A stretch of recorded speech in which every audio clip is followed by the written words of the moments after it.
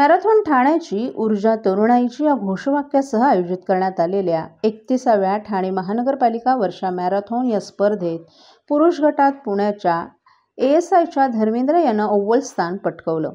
त्यानं 1 तास 7 मिनिटं आणि 41 सेकंद वेळेसह 21 किलोमीटरचं अंतर पार केलं. तर महिला गटात नाशिकच्या रवीना गायकवाड यांनी 1 तास 25 मिनिटं 46 सेकंद वेळ घेत शर्यत पूर्ण केली. या स्पर्धेत सुमारे 25,000 स्पर्धकांनी सहभाग नोंदवला. उपमुख्यमंत्री एकनाथ शिंदे आणि त्यांच्या पत्नी लता शिंदे यांनी मॅरेथॉनला झेंडा दाखवला. तर परिवहन मंत्री प्रताप सरनाईक, खासदार नरेश म्हस्के, माजी आमदार रवींद्र फाटक यांच्या हस्ते विजेत्या धावपटूंना गौरवण्यात आलं. कोरोनापासून गेली 5 वर्ष खंडित झालेली ही स्पर्धा यंदा अबालवृद्धांच्या सहभागानं अत्यंत उत्साहात पार पडली. यावेळी सहभागी धावपटूंचा उत्साह पाहून मॅरेथॉनला झेंडा दाखवल्यानंतर स्वतः उपमुख्यमंत्री एकनाथ शिंदे यांनीही मॅरेथॉनमध्ये धावण्याचा आनंद घेतला. त्यांनी धावपटूंसमवेत काही अंतर धावून त्यांचा उत्साह वाढवला. ठाणे महानगरपालिका आणि ठाणे जिल्हा हौशी ॲथलेटिक्स असोसिएशन यांच्या संयुक्त विद्यमानं होणाऱ्या 31व्या मॅरेथॉनचं रविवारी सकाळी आयोजन करण्यात आलं. उपमुख्यमंत्री एकनाथ शिंदे यांनी पुरुष गटाच्या तर लता शिंदे यांनी महिला गटाच्या स्पर्धेला झेंडा दाखवला. त्यानंतर टप्प्याटप्प्याने एकूण 12 गटातील स्पर्धांचा शुभारंभ महापालिका मुख्यालयासमोरील चौकातून करण्यात आला.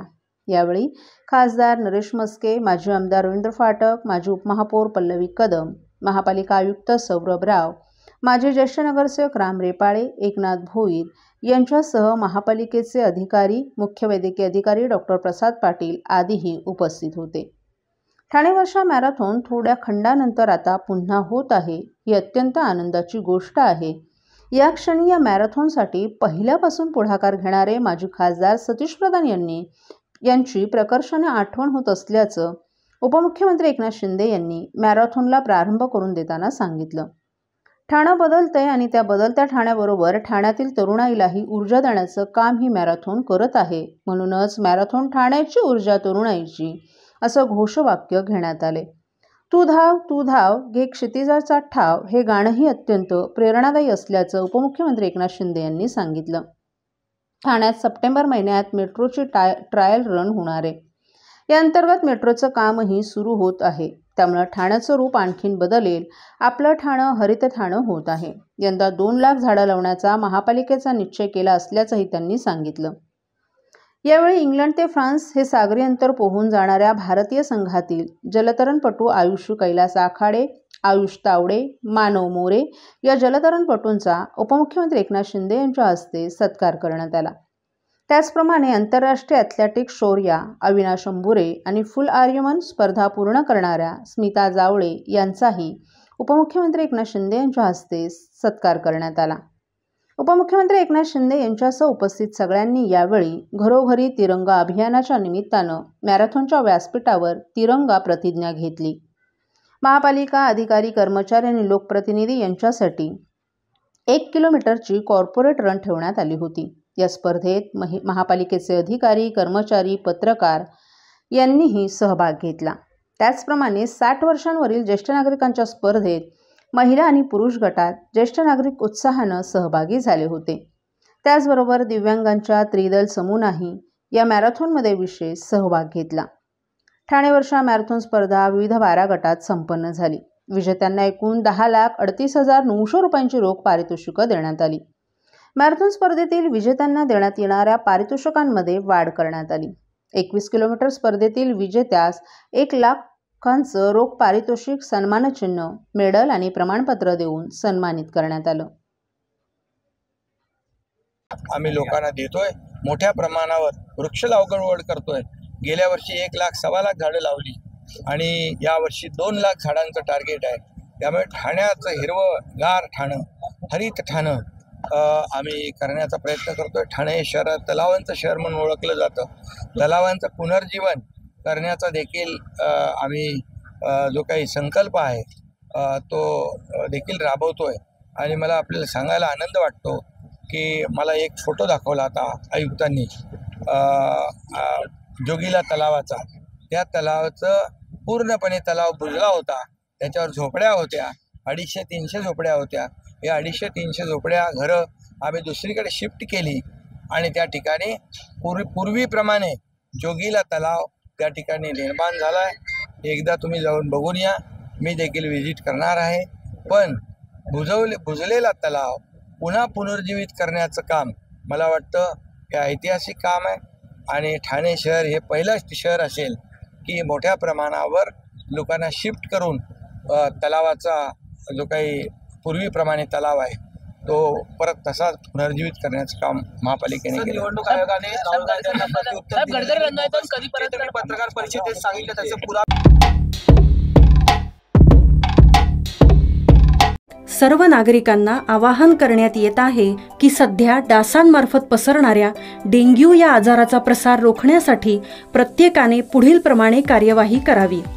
डेंग्यू आजार एडिस इजिप्ती हा डास चावल्याने होतो।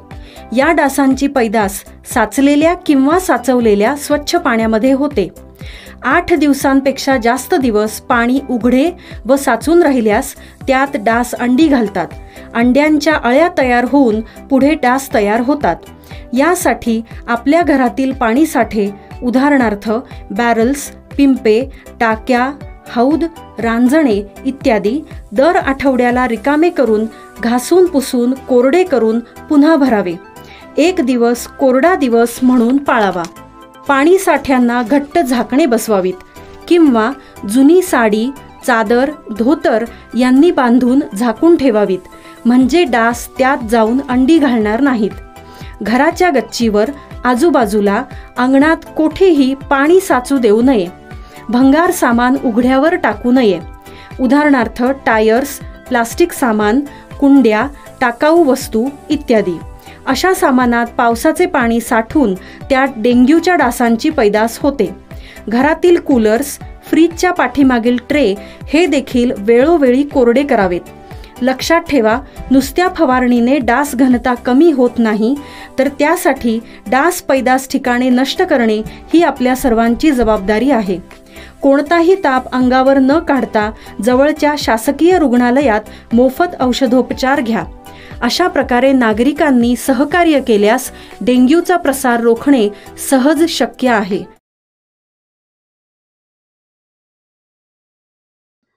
ठाण्यातील चरई धोबियाळी परिसरात रक्षाबंधनाच्या दिवशी घरफोडीची धक्कादायक घटना घडली। सुदेश कापडी यांच्या घरी अज्ञात चोरट्यानं डल्ला मारून लाखो रुपयांचा ऐवज चोरून नेलाय।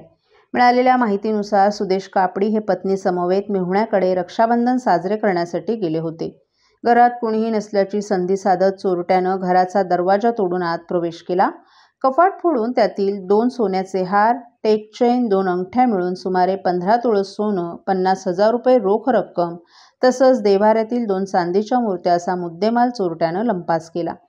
रविवारी सायंकाळी घरी परतल्यानंतर दरवाजा उघडा दिसल्यानं संशय आलेल्या कापडी यांनी घरात जाऊन पाहिलं असता चोरी झाल्याचं स्पष्ट झालं।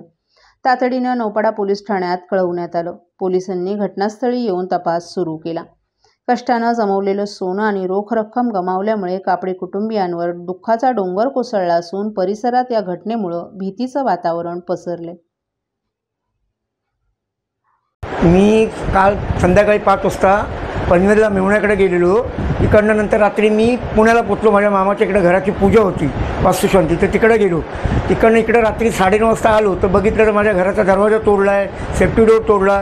ते तोडून पुन्हा कपाट तोडलं। कपाटातनं माझे 15 तोळ्याचे दागिने, 50,000 कॅश, परत इकडनं 2 मूर्ती चांदीच्या, एक स्वामींची, एक दत्तगुरूंची मूर्ती, प्रत्येकांना पण सगळं काय, मुली बायकोची नाकातली नथ होती, ती नथ चोरी करून घेतली। मुलीचे 2-3 कपडे होते, आईचं इथं बेडशीट होतं, ते सगळं चोरी करून घेऊन गेलेली। सोनं काय काय गेलं? सोनं माझ्या मिसेसचे 2 हार, माझ्या मुलीची चैन, माझे 2 अंगठ्या आणि 50,000 कॅश।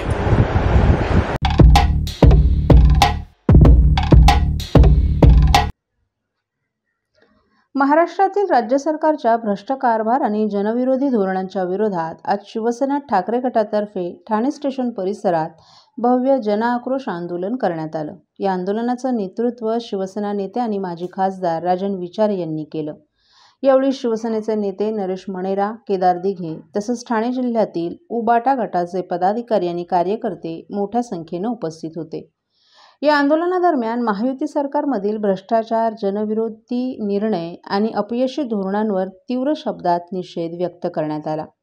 शिवसेना मंत्री योगेश कदम, माणिकराव कोकाटे, संजय शिरसाट आणि भरत गोगावले यांच्या विरोधात घोषणाबाजी करत कार्यकर्त्यांनी नाराजी व्यक्त केली। सरकारच्या भ्रष्ट धोरणाविरोधात जनजागृतीसाठी विशेष पथनाट्य सादर करण्यात आलं, ज्यातून सत्ताधाऱ्यांच्या निर्णयांचा जनतेवर होणारा परिणाम दाखवण्यात आला। ठाणे स्टेशन परिसरात मोठ्या प्रमाणावर पोलीस बंदोबस्त ठेवण्यात आला होता, ज्यामुळे आंदोलन शांततेत पार पडलं। राजन विचारे यांनी भाषणातून जनतेला आवाहन केलं की सत्ताधाऱ्यांच्या भ्रष्ट कारभाराविरोधात एकत्र येऊन लढा द्यावा। या आंदोलनाद्वारे ठाण्यातील नागरिकांनी सरकारच्या धोरणांबद्दलचा रोष स्पष्टपणे व्यक्त केला।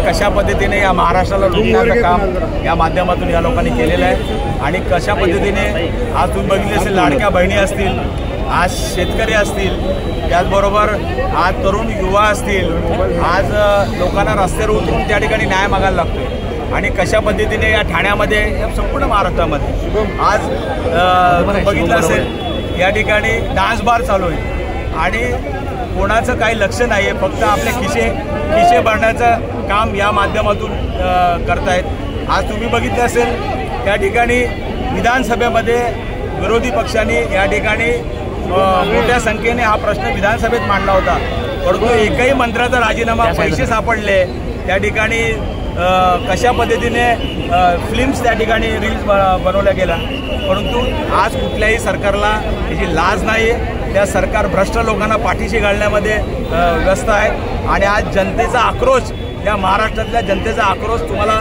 अख्ख्या महाराष्ट्रामध्ये बघायला मिळेल। या ठाणे जिल्ह्यामध्ये या ठिकाणी आंदोलन या ठिकाणी केलेलं आहे। आज शाळेतल्या मुलीसुद्धा या ठिकाणी आल्या होत्या की आमच्या शाळेच्या बाजूला बार आहे, परंतु त्या ठिकाणी कुठल्याही प्रकारचं या ठिकाणी परमिशन त्यांना बिनधोकपणे त्या ठिकाणी दिलं गेलेलं आहे। आणि अशा पद्धतीने ठाण्यामध्ये जर 16 या ठिकाणी डान्स बार असतील तर मला वाटतं आज या ठाण्यातल्या लोकांनी करायचं काय।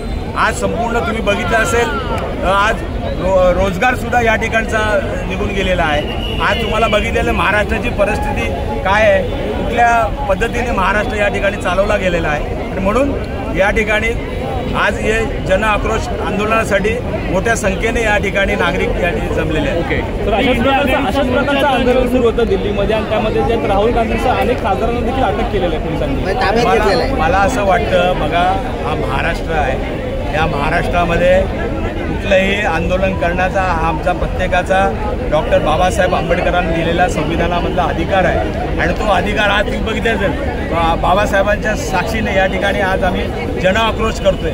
या ठिकाणी आम्हाला न्याय मिळाला पाहिजे, या मंत्र्यांचे, भ्रष्ट मंत्र्यांचे त्या ठिकाणी राजीनामा घेतले गेले पाहिजे आणि यासाठी हा जन आक्रोश आंदोलन या ठिकाणी आम्ही करतो।